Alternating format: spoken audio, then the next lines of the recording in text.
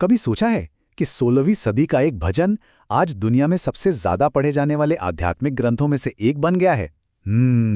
बात हो रही है हनुमान चालीसा की। तो चलिए आज इसके 40 छंदों के पीछे जो गहरे अर्थ छिपे हैं, जो शक्ति छिपी है, उसे समझने की कोशिश करते हैं।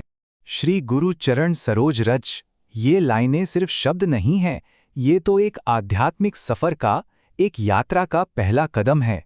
एक ऐसा सफर जो खुद की शुद्धि से शुरू होता है और हमें परमात्मा के और भी करीब ले जाता है। तो सवाल ये उठता है कि आखिर इन 40 छंदों में ऐसा है क्या? ऐसी कौन सी शक्ति है जो लाखों करोड़ों लोगों के लिए इन्हें इतना खास बनाती है? आइए इस मशहूर भजन की बनावट को और इसके अर्थ की जो अलग अलग पढ़ते हैं उन्हें एक एक करके खोलते हैं। देखिए, सबसे दिलचस्प बात पता है क्या है कि चालीसा की शुरुआत सीधे सीधे हनुमान जी की तारीफ से नहीं होती, नहीं, बल्कि ये शुरू होती है खुद को तैयार करने से। और ये सिर्फ एक शुरुआत नहीं है, ये तो पूरी साधना का, पूरी प्रैक्टिस का बेस है, आधार है। इसको ऐसे समझिए, मान लीजिए एक आईने पर धूल जमी है। अब अगर हम उसमें अपना चेहरा देखने की कोशिश करें तो क्या वो साफ दिखेगा? कभी नहीं।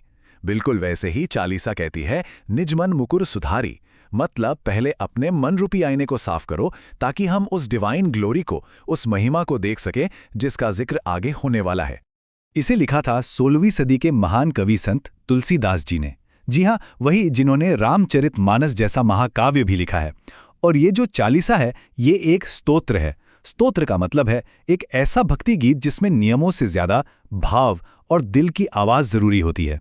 तो जब मन का आईना साफ हो गया, अब हम चालीसा के उस हिस्से में आते हैं जहां शब्द किसी पेंटर की तरह हनुमान जी की एक ऐसी शानदार और शक्तिशाली तस्वीर बनाते हैं जो सीधे दिल में उतर जाती है।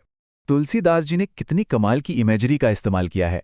कंचन बरन मतलब सोने जैसा चमकता हुआ शरीर, कानन कुंडल कुंचित केसा यानी कानों में कुंडल और घुंघराले बाल। पर यह सिर्फ फिजिकल डिस्क्रिप्शन नहीं है, ये तो उनके तेज का, उनके ज्ञान का और उनकी शक्ति का सिंबल है। पर चालीसा सिर्फ उनके रूप की ही तारीफ नहीं करती, नहीं, ये हमें याद दिलाती है कि सच्ची भक्ति, सच्ची डिवोशन सिर्फ रूप और गुणों में नहीं बल्कि एक्शन में, सेवा में होती है।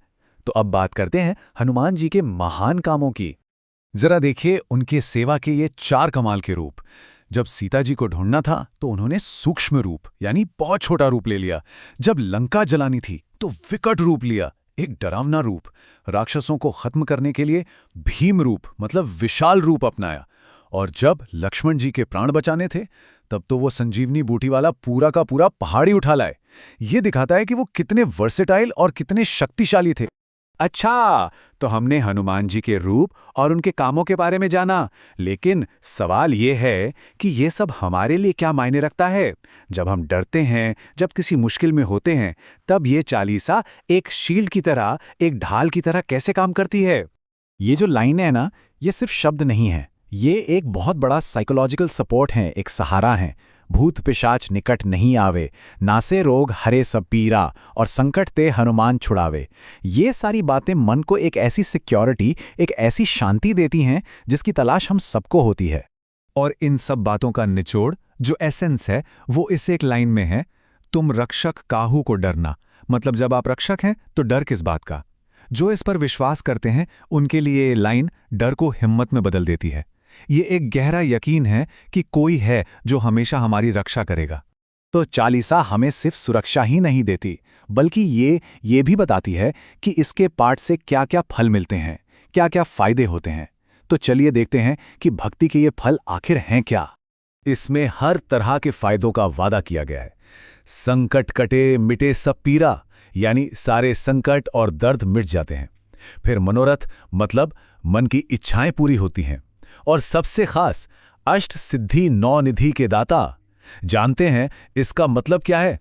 8 तरह की सुपर नेचुरल पावर्स और 9 तरह के दिव्य खजाने। ये भक्ति के सबसे ऊंचे लेवल का सिंबल है। और हाँ, चालीसा में एक जगह यह भी कहा गया है कि जो कोई इसका 100 बार पाठ करता है वो हर बंधन से आजाद हो जाता है। अब ये 100 सिर्फ एक गिनती नहीं है, ये कमिटमेंट को, एक संकल्प को दिखाता है। ये बताता है कि जब भक्ति को इतनी बार, इतनी गहराई से दोहराया जाता है ना, तो वो जिंदगी में एक बहुत बड़ा स्पिरिचुअल चेंज ला सकती है। पवन तनय संकट हरण मंगल मूर्ति रूप, राम लखन सीता सहित हृदय बसुहु सुरभूप, ये सिर्फ एक एंडिंग नहीं है, ये एक समर्पण है, एक सरेंडर है। ये एक भक्त की, एक डिवोटी की आखिरी इच्छा है कि ईश्वर हमेशा उसके दिल में बसे। और ये सब हमें सोचने पर मजबूर करता है कि सिर्फ आस्था से परे आखिर वो कौन सी चीज है जो इन सदियों पुराने शब्दों को आज भी हमारी जिंदगी में इतना रेलेवेंट, इतना पावरफुल बनाती है। शायद इसका जवाब हम सबके अपने अपने अनुभव में ही छिपा है।